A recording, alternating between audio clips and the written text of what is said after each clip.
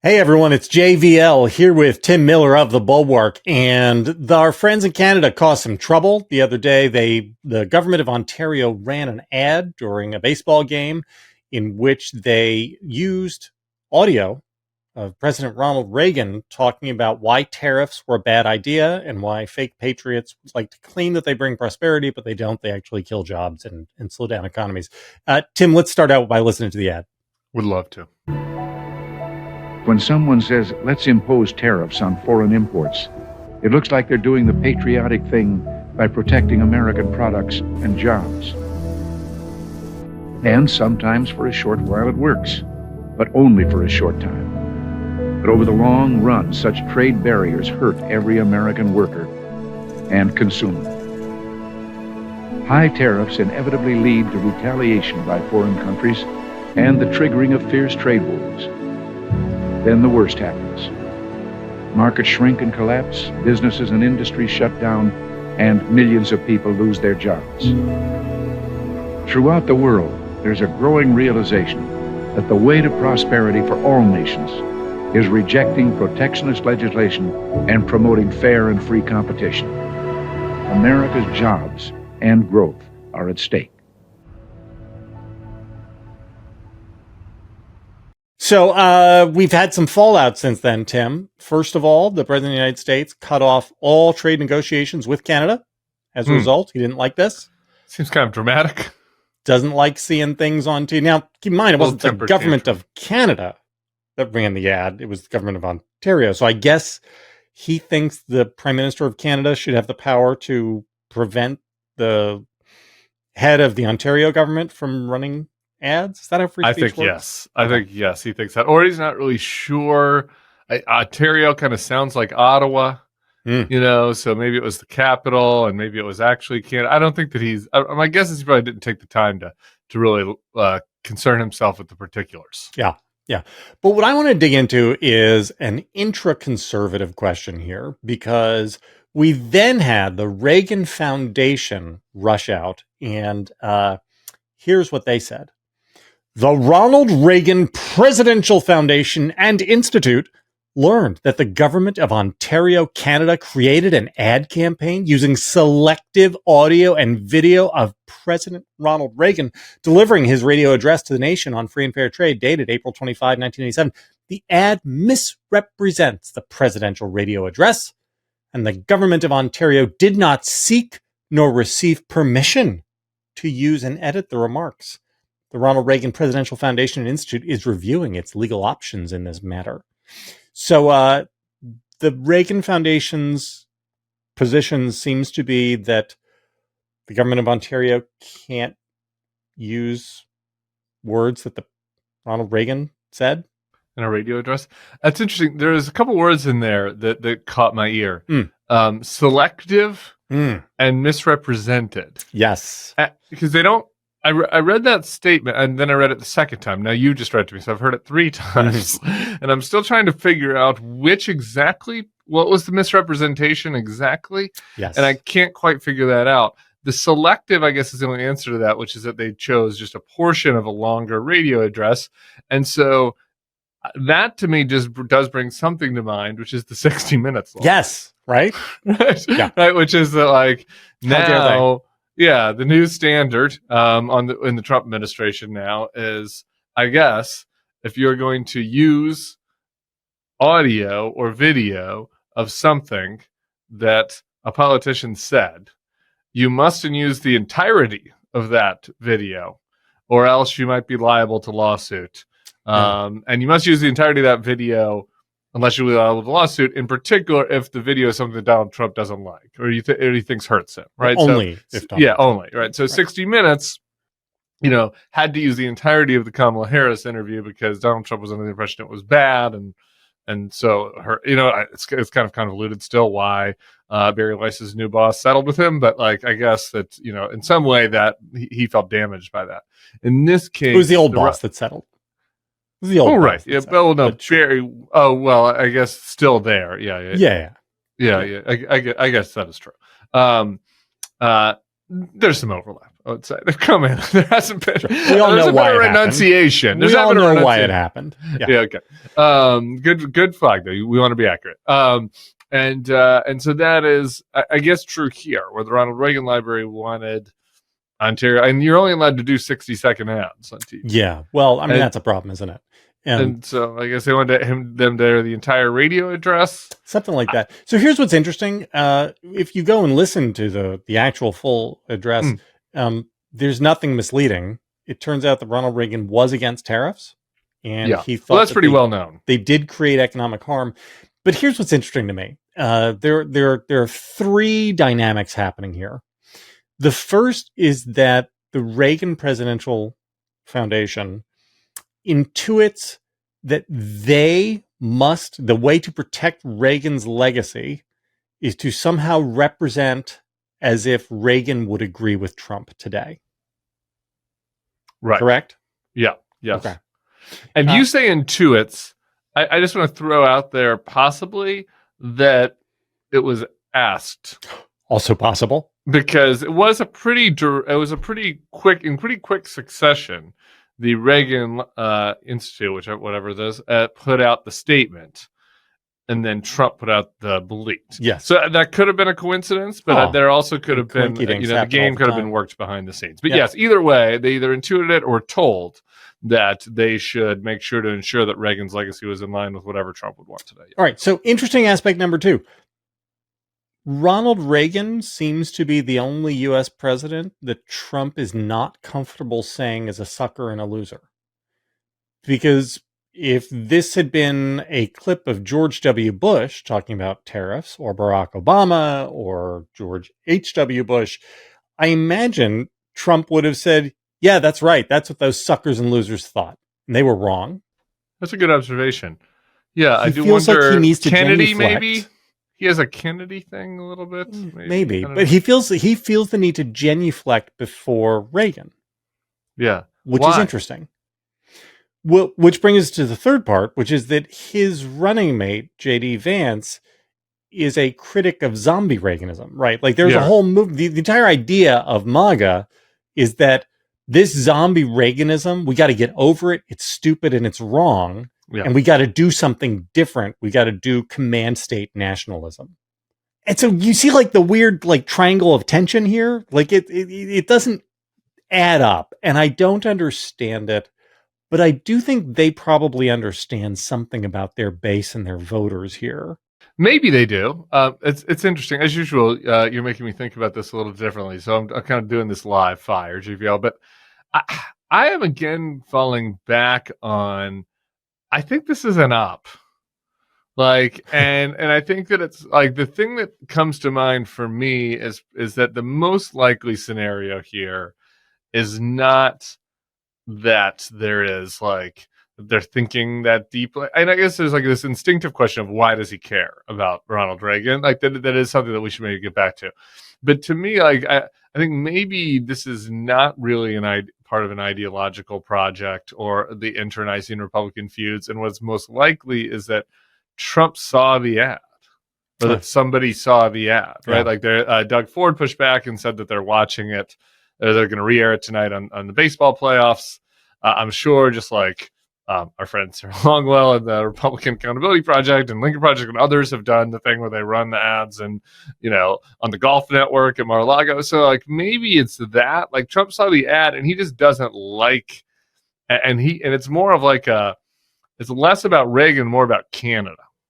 He's like, these fucking Canadians are not going to come down here into my country and show me up during my sports. Okay. I'm half watching the golf tournament or the baseball playoffs. I don't actually know any of the players. There's a Japanese guy playing now, I understand, but I don't really know the details. But many of those Japanese types. Yeah, but I did hear my name and someone pointed my attention to this. And it's the Canadians. And the Canadians, and it's a megalomania. The Canadians need to bow down to me. Like the Canadians should not be doing this. And so I'm going to give them the what for. And, we're going to, and like, who are the Reagan? You know what I mean? Like, that's kind of how I see this developing. I don't know, really, per se. But I do think it's probably more about an interpersonal, like, power dynamic that Trump feels like, the Canadians need to genuflect to him. than it is about Reagan. But you do make a good point. The counterfactual that if this was a Bush ad, I don't think it plays out like this. And I don't really know that part is harder to discern. And an interesting tell about the Reagan Foundation people is that they don't try to retcon history. They just want to sort of wave their hands and make it look like it's fake news. Instead of I'm sure what Trump would have preferred would be for them to have said, actually, Ronald Reagan appreciated the judicious use of tariffs, but they can't quite say that. I mean, I guess they could, right? That's the thing. If we were going full Stalin, like full death of Stalin, full airbrushing everything out, then that the Reagan Foundation's position would now be, Ronald Reagan was totally against free trade. Yeah, I think this goes to. So I had a little anecdotal experience recently, and I'm going to have to anonymize it because I don't want to embarrass anybody. But I was speaking to a group that was like a old legacy conservative thing, right? But like it's college educated establishment people. I know the type. Okay, yeah, and so many of the people that staffed and worked it are Bulwark people and like wanted me to come speak and liked it. Some of the trustees, they're still like they don't love all the particulars about the Trump thing.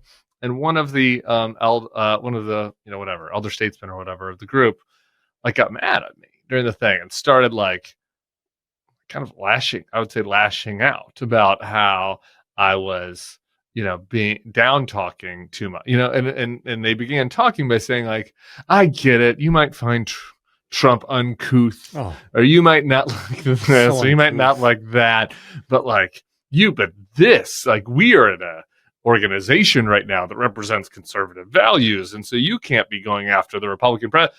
I felt like a little bit of that out of these Reagan Foundation people, where it's probably an older set of people that have decided that they have to make do with Trump for whatever reason, because of donors or their own interests. And it's just like, in these situations, like they make the determination that like the people coming after them are worse than Trump, right? And so like they need to lash out and say, oh no, it's these liberals up there in Canada that are trying to co-opt Reagan's legacy, right? It's like Reagan's legacy won't be co-opted by liberal Canadians. We must slap that down. And so it's more of like this kind of weird positioning, like, I have to be defensive of my side. Well, it's partisanship over ideology, right? Because I mean, the reality is that on the biggest things, and the biggest things are economics and foreign policy. The ideas of Reagan, to the extent that they still have a home in American politics now, really live in the main body of the Democratic Party.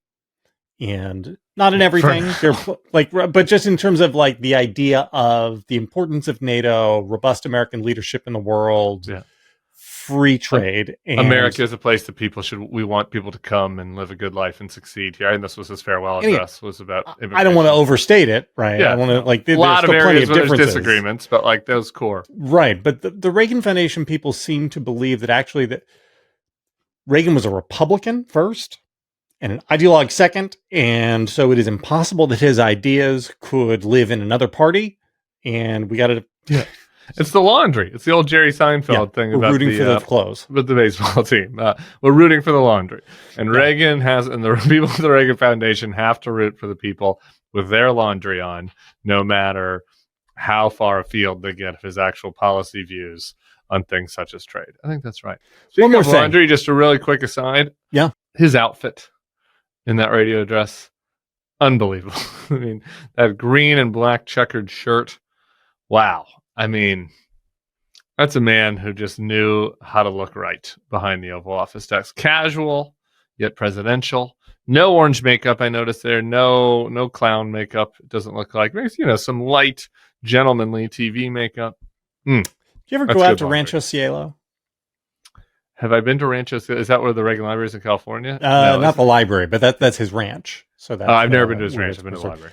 It is wild in how unbelievably humble it is. I mean, it's like a shack basically, and the it's got a sitting room that is maybe like 12 feet by 12 feet with a little wood burning stove in the center of it. And the bedroom that he and Nancy shared had two, I believe they were two full size beds that were literally zip tied together. Like instead of getting a king size bed in there, they took the two existing beds that were there when they bought the property. Yeah. They smushed them together and tied them together with zip ties. So they could, and the idea of, I think he hosted, was it the Thatcher? Was it Maggie Thatcher or the Queen of England? I think it might have been the Queen of England. We'll have to sort of fact check this afterwards. But the idea is like high British society was there. And I just, it was a different time in America, right? We were different people. Well, there's a different type of person than Trump, which is the other thing, which goes back to, I guess, your initial point, just to circle back. Like, why does Trump feel like he has to care about this? I mean, maybe, is it coalition management? Is it instinct? Did he actually like him? Or does he sense, is there an inferiority complex element to it? Is it the acting? Because like the truth is that in obviously they have some overlap in various, conservative cultural ideas on various things, but like in personal comportment, big issue, big view of what America is and should be, what America's responsibility is, what the responsibility of the president should be.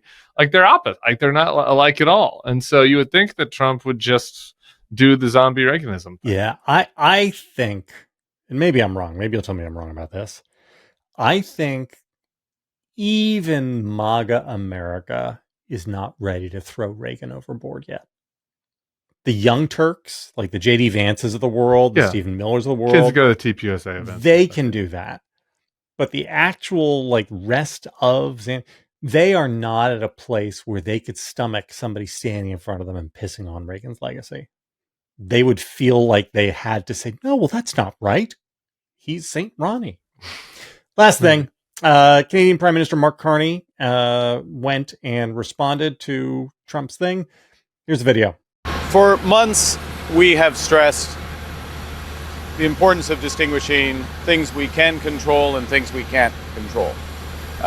We can't control the trade policy of the United States. We recognize that policy has fundamentally changed from the policy in the 1980s, 1990s, 2000s. And it's a situation where the United States has tariffs against every one of their trading partners to different degrees.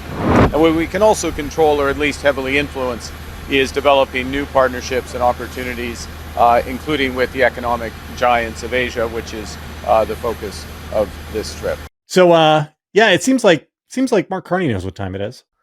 It does. Good on Carney. Good on Doug Ford. It's just like, F you, I am running this ad during the World Series. Don't care. And Carney, look, he is right. It is time for his country to start working on, okay, can we do trade deals now with Japan, China, probably, right? Like, is there a more trustworthy counterparty that maybe we don't share values with them, but their leader is not going to wake up and have it be a big boy having a temper tantrum in his booster seat because he got offended about something somebody in Canada said. It's crazy. It's like, you cannot, if you're Canada, you cannot base your trade policy on the whims of a man baby. You just can't. That is hostile to you, really. That is at some level hostile to you. And so, he starts to look other ways. I think it's a fair threat. Whether Trump feels threatened by that, I don't know. I'm not sure. But to me, it's more like a practical move. Yeah. Well, this is the thing. I mean, Carney is simply saying out loud what every other Western leader understands and is doing, which is that they've got to move on. They got to move on from America because we are not a reliable partner for anything, for trade, for security, for global leadership. And it isn't just Trump. It's that Trump was elected, once was an accident, twice was not. Yeah. And they understand that the American people have an appetite for this. And who knows, maybe they'll be able to go back to having another good internationalist. But until we do that for 4 or 5 elections in a row, Yeah, right. Right? The rest of the world can't make plans based on America, And that's and why it's over. Like the status is yes, over, and the world is it's over. rearranging around it, and that's because we elected Trump again, no doubt. I have one final subplot to this. I just have to mention, as a former PR man, very happy to not be a PR man anymore. Sure. Love my job. Appreciate all of you who are listeners. Please subscribe to the feed and support us, so I don't have to go back to doing PR ever again. But as great as the ad is great. Ronnie looks and sounds great. Hell yeah, Doug Ford and Mark Carney with your fucking elbows up going at the Americans saying, fuck you. Yes, to all of that. I do think, though, like, they weren't really expecting this. Like the ad, a lot of times in ad world, when you're in one of these businesses, one of these services businesses where you're doing ads for companies, I was watching an interview with the American Eagle CEO over on Semaphore. And it was like, what did you do after the Sydney Sweeney controversy? And he was like, nothing. He's like, the crisis comms people almost always cause more trouble than they help. And he's like, I don't want to pay any of them. My old industry is such a shame. It's just like this, whoever's idea it was for this ad was like, what were you hoping to get out of it?